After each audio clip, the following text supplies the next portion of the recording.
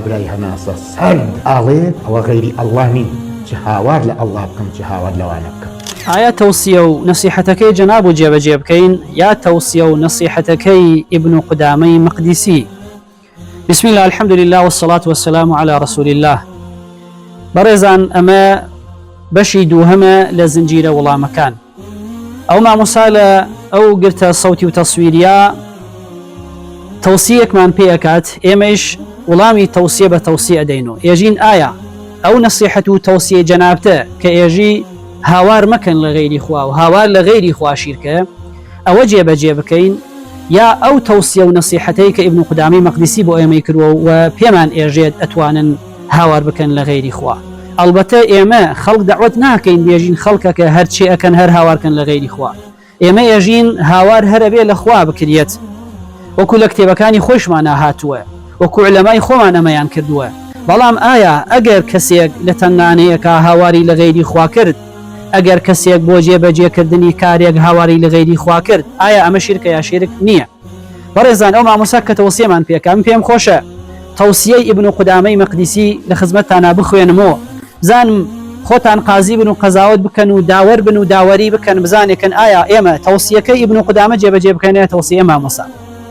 ئیبن قودامەی مەقدیسی لە قەرنی 6 ژیاوە، لە ساڵی 620 وفاتی فەرمووە.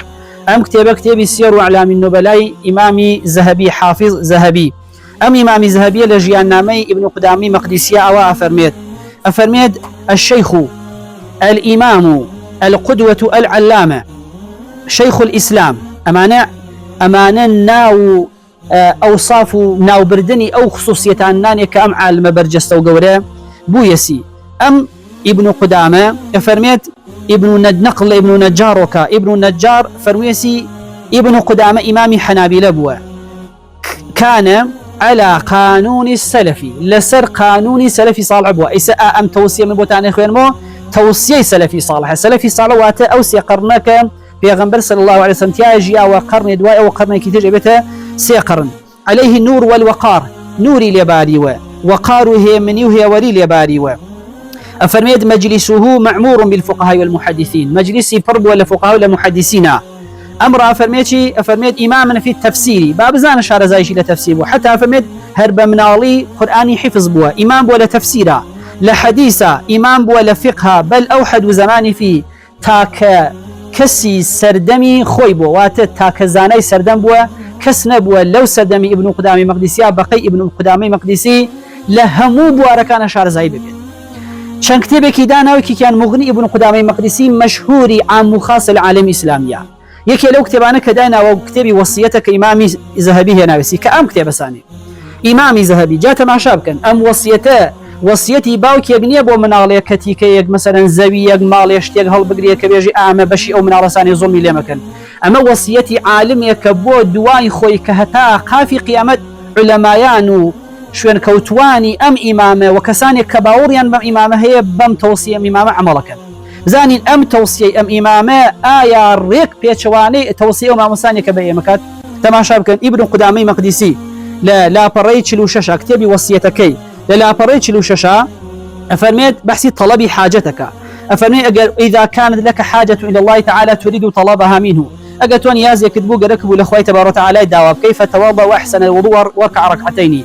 دزنيج بقرا بجوانتين دزنيج ودور كان نيج بخوينا ودعائك هي دعاك فمي أم دعاء بخوينا لا إله إلا الله الحليم الكريم. أما بخوينا دعاء أوا اللهم إني أسألك موجبات رحمتك وعزائم مغفرتك. أما بخوينا دعاء أوا فمي أم دعاء كبيغمبر صلى الله عليه وسلم فير أو صحابة يكر كشاوي كوير بوهات خزمتي بيغمبر صلى الله عليه وسلم دعاء ليكر كدعاء خيري بوكات وبيغمبر فير دعاءك كرد.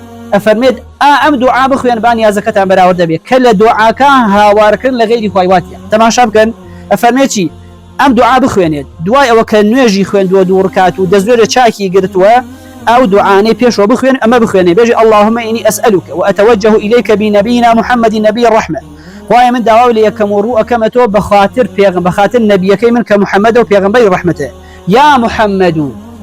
أما هاواركدني لبيغمبر خو اگر بو صحابه كي دوراني پیغمبر بيجي پیغمبر خوي حضوري بو هرچن وها اجني حديثي تأيدينا كادم قصي ايوا خۆ ئەمە بۆ سەردەمی ئەمە سەردەمی پێغەمبەر نییە صلی الله عليه وسلم بێژی پێغەمبەر خۆی حضوری بۆ هاوبانگی کرد لە پێغەمبەر حی و حاضر بووە کارەکەی بۆ جێبەجێ کرد ئەمە 600 ساڵ دوای پێغەمبەری خوای صلی الله عليه وسلم کە تۆ دوای 600 ساڵ دوای پێغەمبەر بۆ بەدیهێنانی نیازیەکەت هاوارەکەژی یا محەممەد ئینی ئەتەوەجەه بك إني أتوجه بك إلى ربي أي پیغمبري خوا من بهوي تو روكم پروردگاري خوم و پروردگاري توج فيقضى لي حاجتي تاوكن نيازكم براورد بك پس أما توصية عالميك لحنبلي مذهب كان كأم وهابي وسلفيانه فرتر خويان بپيروي أو مسلك مذهب أزانن توصية كيكرو كتوصيكي هاواركن لغيري خوي واتيا آية بقوي توصيكي أو ما مسابقين كيجي هاوار مكان هاواركن الشركة یا بەگوێی تەوسیەکەی ئیبن قودامەی مەقدیسی بکەین کە ئێژێ بۆ بەراوردەکردنی یازەکانتان